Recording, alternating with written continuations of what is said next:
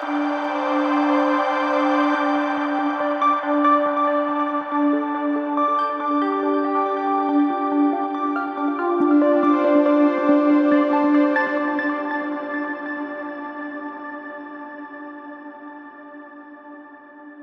And welcome to happiness hub.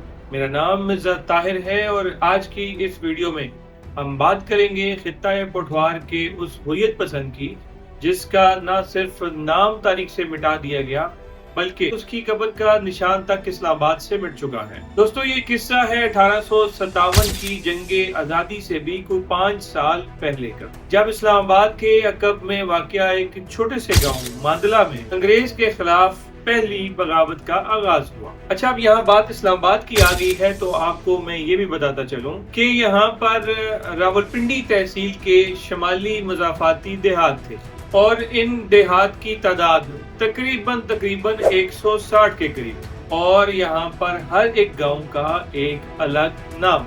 Field marshal Ayub Khan ने जब यहाँ पर दारुल हुकूमत की मुंतकिली का फैसला किया तो ऐसे में इस्लामाबाद का नाम साहिवाल की तहसील आरफवाला के हेडमास्टर गाजी अब्दुल रहमान अमृतसरी ने तजवीज किया और इस नाम को अयूब खान की तरफ से मंजूर करते हुए सबसे पहले जिस सेक्टर की तामीर हुई वो मौजा बाग कला था।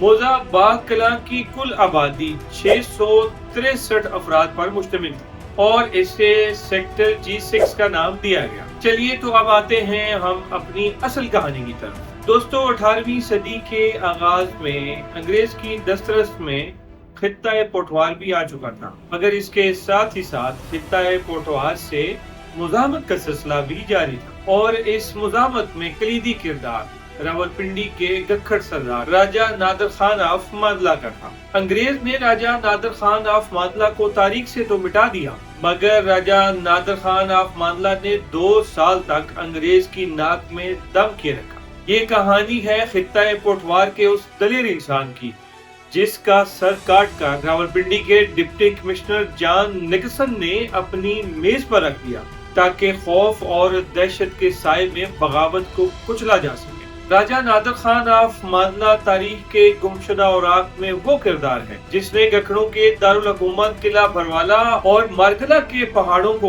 अपना मरकज बनाया और अपनी गोरीला कार्रवाइयों से अंग्रेजों को इतना खौफजदा कर दिया कि अंग्रेज अपनी छावनियों से कम तादाद में बाहर निकलते हुए भी घबराने लगे। यहाँ तक कि अंग्रेज को अब ये खौफ भी सताने लगा कि अगर हालात ऐसे ही चलते रहे तो अंग्रेज खित्ते में अपना कंट्रोल भी खो देगा, और ये सूरत हाल अंग्रेज के लिए इंतहाई तशवीश का बायस थी। राजा नादर खान ऑफ मांदला के किरदार को तारीख में अगर अंग्रेज ने पेश किया भी तो मुतनाज़े बनाकर।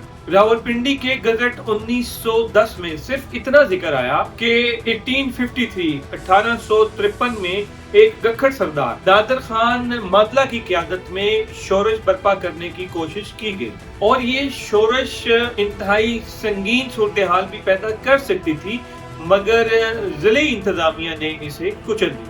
चार्ल्स एलन की किताब सोल्जर साहब जो कि 2001 में छपी थी, इस किताब में जनरल जॉन एबट जो कि हजारा डिवीजन के कमिश्नर थे, उनके हवाले से सफा नंबर 136 पर लिखा गया है कि इस दौर में सबसे बड़ा वाकया एक गखड़ सरदार शाह वली खान का है जिन्होंने हमारे चीफ रेवेन्यू कलेक्टर छत्तर सिंह को पहाड़ी इलाके से अगवा कर लिया और अगवा करने के बाद 150 पाउंड तावान लेकर उन्हें छोड़ा। और ये गखड़ सरदार शाह वली खान राजा नादर खान ऑफ मांदला के वालिद थे।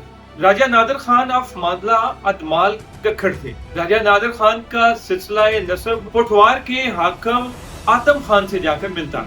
आदम खान की वफात के बाद शहंशाह अकबर ने खित्ता पोठवार को गखड़ों में तकसीम किया तो आदम खान के बेटे गंगा के हिस्से में तख्त पड़ी आया जिसमें 242 गांव आते थे। राजा नादर खान ऑफ मांदला इसी गंगा की औलाद में से थे। जब अंग्रेज लाहौर पर काबिज हुआ तो उस वक्त रावलपिंडी सिख सरदारों के कब्जे में था। चुनाचे अंग्रेजों ने सिखों के खिलाफ गखड़ों से मदद तलब की और इस इत्तेहाद के एवज ये मुआहदा किया गया कि सिखों से इक़्तिदार लेकर गखड़ों को दिया जाएगा।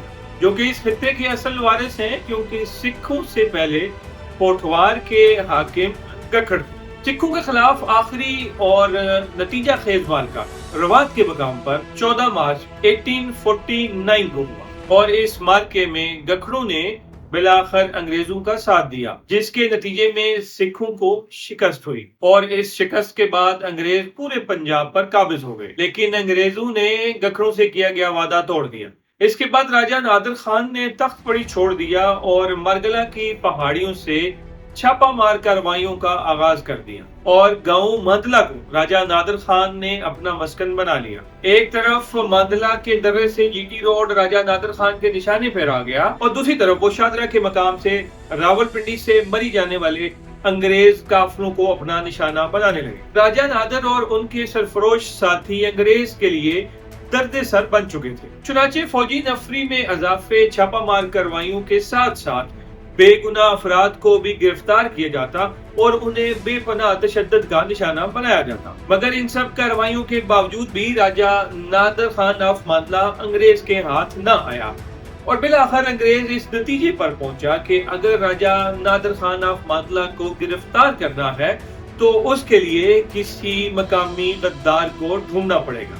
اور جیسے کہ آپ جانتے ہیں کہ دھوکہ دہی تو ویسے ہی انگریز کی سرشت میں ہے، جس کی ایک واضح اور بڑی مثال ایک تجارتی ایسٹ انڈیا کمپنی بنا کر جیسے انگریز نے پورے کا پورا تخت دلی ہڑپ کر لیا۔ بنگال میں سراج الدولہ اور میسور میں ٹیپو سلطان کو میر جعفر اور میر صادق اور پورنیا جیسے غداروں کی مدد سے شہید کر کے انگریز نے ہندوستان میں لاکھوں مسلمانوں کے خون کی ہولی کھیلی۔ اس لیے یہ مشق انگریز کے لیے کوئی نئی نہیں تھی، اور پھر انگریز کو وہ بندہ ڈھونڈنے میں زیادہ پریشانی نہیں ہوئی۔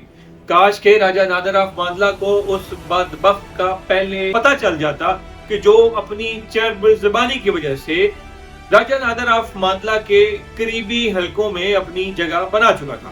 چنانچہ ایک رات جب راجہ نادر خان آف ماندلہ اپنے گاؤں ماندلہ گیا تو اس بدبخت نے پہلے سے ہی انگریز کو مخبری کر دی۔ چنانچہ جب راجہ نادر خان آف ماندلہ اپنے گاؤں پہنچا تو انگریز پہلے سے گھات لگا کر بیٹھا تھا۔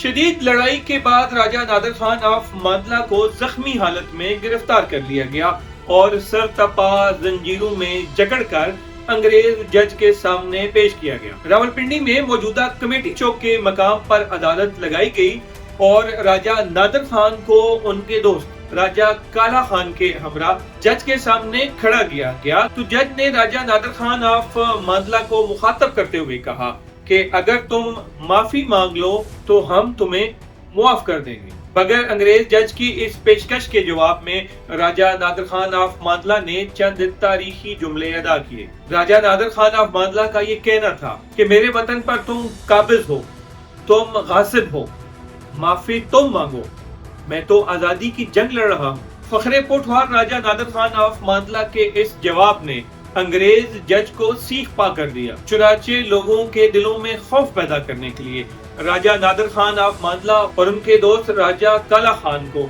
موجودہ کمیٹی چوک کے مقام پر ایک بڑے سائز کی چکی میں پسوا کر بڑی ہی بے دردی کے ساتھ شہید کر دیا گیا تاکہ آئندہ کوئی انگریز سے بغاوت کا سوچ نہ سکے۔